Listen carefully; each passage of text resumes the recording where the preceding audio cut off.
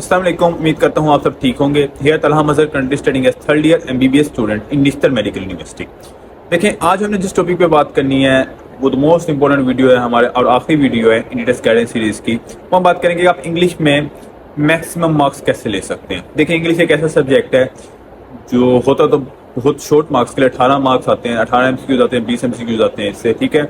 लेकिन अक्सर ये आपके एडमिशन को गड़बड़ कर देता है। अक्सर बच्चों के इसमें MCQs गलत होते हैं, इसे फोकस नहीं करते, जिसकी वजह से उनका ना एडमिशन नहीं हो पाता, ठीक है। मैं आपको जो पॉइंट्स बताऊंगा वो इंशाल्लाह आपने फॉलो करने हैं, उनको नोट डाउन कर लें और इंशाल्लाह वो आपकी बहुत ज़्यादा हेल्प भी करेंगे। तो फर्स्ट पॉइंट होता है ना जो इंग्लिश में होता है, इंग्लिश में जो ज़्यादातर बच्चे मार्क खाते हैं ना, वो एक बहुत मेन रीजन होती है, वो ये होती है कि उनसे ना वहाँ पे ना MCQs पिकअप ही नहीं हो पाता। तो पता ही नहीं चलता कि यहाँ पे हमारे पास रूल कौन सा लग रहा है, यहाँ पे मेरे से पूछा क्या जा रहा है, यहाँ पे किस वे में मैं कर सकता हूँ। देखें, मैं पहले भी तमाम लेक्चर्स में बता चुका हूँ, तमाम वीडियो में बता चुका हूँ कि जिस बच्चे की बेसिक स्ट्रॉन्ग है ना, वो बच्चा किसी एग्जाम में मार्क नहीं खाएगा, ठीक है। तो बेसिक बहुत स्ट्रॉन्ग करें।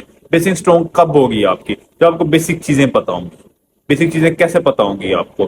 देखें, अगर आपको ये नहीं पता कि टेंस कितने तरह के होते हैं, प्रेजेंट, पास्ट, फ्यूचर, उनके आगे कितनी टाइप्स हैं, उनकी आगे हमारे पास जो प्रेजेंट है उसको पता कैसे लगता है कि प्रेजेंट है, पास्ट का पता कैसे लगता है, फ्यूचर का कैसे पता लगता है, कैसे? अगर उसको ये चीजें ही नहीं पता तो वो जीरो है।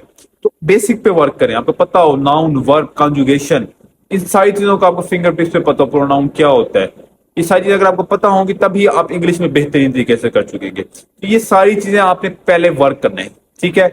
इसके लिए आप FSC में पढ़ती है तो आपको मैट्रिक से पढ़ाई जा रही होती है, बल्कि शुरू होते तब से आपको ये पढ़ा रहे होते हैं। तो ये चीज आपको फिंगर टिप्स पे आती हो, ठीक है, एक अच्छी इंग्लिश को पेपर को सॉर्ट आउट करने के लिए, ठीक है।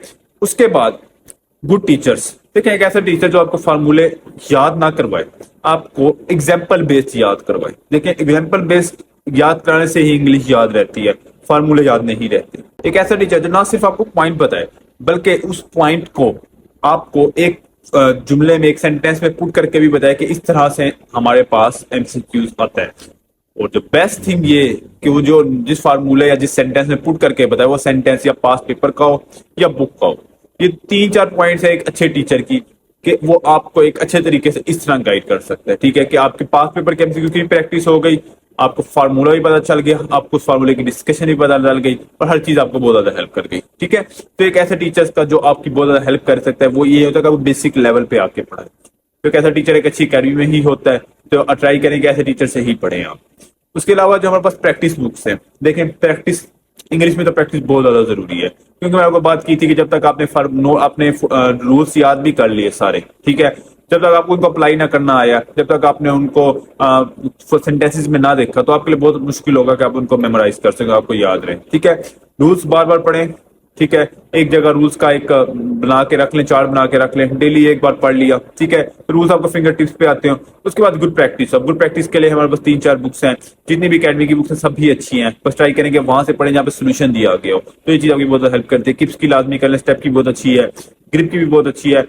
अच्छा, उसके अलावा ना आपने कोई जो मेन चीज मैंने आपको बात करनी थी वो ये थी कि ना कोई भी आपने एग्जाम देना होता है ना, तो इस एग्जाम का आपके पास पहले एक ना रिव्यू आता है। सो रिव्यू नहीं, एक किस्म का आपको स्केच दिया जाता है कि इस तरह से एग्जाम आपका ना इस तरह के MCQs होंगे, ठीक है। तो वो आपको कैसे पता चलता है? पास पेपर से पता चल जाता है। पास पेपर्स आपने बहुत अच्छे से करने हैं। नम्स के पास पेपर कर लें, नम्स के इंग्लिश के MCQs बहुत अच्छे होते हैं, ठीक है, तो उनके उससे आपको बहुत आइडिया होगा किस तरह के MCQs आते हैं, ठीक है। उसके बाद फिर जो हमारे पास UHS के हैं वो कर लें आप, ठीक है। और सबसे ज्यादा देखिए UHS के आप काफी डिफरेंट हो गए। जो पहले UHS का एग्जाम आता था इंग्लिश का वो बहुत मुश्किल होता था, क्योंकि उस एग्जाम में सिनोनिम्स आते थे, ठीक है, तो वो सिनोनिम्स आजकल आना बंद हो गए हैं, ठीक है। उसके अलावा जो हमारे पास नम्स की है वो पढ़ेंगे आप। उसके अलावा अगर आपके पास टाइम मिलता है, सर मैं हर वीडियो में बता चुका हूँ कि PMC के जो टेस्ट हुए थे 60 टेस्ट 30 दिन चले थे 2020-2021 में, उनकी प्रैक्टिस करें। सारे मिला के एक प्रैक्टिस के लिए एक अच्छा मजमुआ बन जाएगा आपका, ठीक है। तो आपने ट्राई करनी है कि प्रैक्टिस ना सिर्फ प्रैक्टिस करनी है बल्कि प्रैक्टिस की आगे जो आपके MCQs गलत हो रहा है तो उसकी रीजन पता हो आपको, ठीक है। और अच्छी प्रैक्टिस इसीलिए जरूरी है, ठीक है, जो आपको आपकी गलतियां बताए, ओके। अच्छा, अब देखें बुक्स का मैं बता रहा था आपको, बुक्स में सुलमानुल वहीद साहब की बुक बहुत अच्छी है, केमिकल ग्रामर, अगर आप वो पढ़ सकते हैं तो वो पढ़ लें। इसके अलावा अगर कोई बुक है आपके पास इंग्लिश की जो अच्छी बुक है जहाँ फार्मूले बताए गए हो, जरूरी नहीं होता, देखिए फार्मूला आपको पता चल जाएंगे, उसके बाद प्रैक्टिस ही है, ٹھیک ہے. تو آپ اس کو ویسے انگلش کے نوٹس بنانے کی ضرورت نہیں ہے, ٹھیک ہے, لیکن اگر آپ بنانا بھی چاہتے ہیں تو بنا لو, کوئی ایسا ایشو نہیں ہے. بس ٹرائی کریں کہ جو نوٹس بنائیں, ٹھیک ہے, تو جو ایکسٹرا پوائنٹس ہوں جب آپ ڈسکشن کر رہے ہو, پریکٹس کر رہے ہو, آپ کو لگتا ہے کہ یہ ایکسٹرا پوائنٹ ہے, یہ میرے نوٹس میں نہیں ہے, تو اس کو نوٹ ڈاؤن کر لیں. لیکن اگر آپ نے نوٹس کسی کے لیے وہاں بھی نوٹ ڈاؤن کر سکتے ہیں.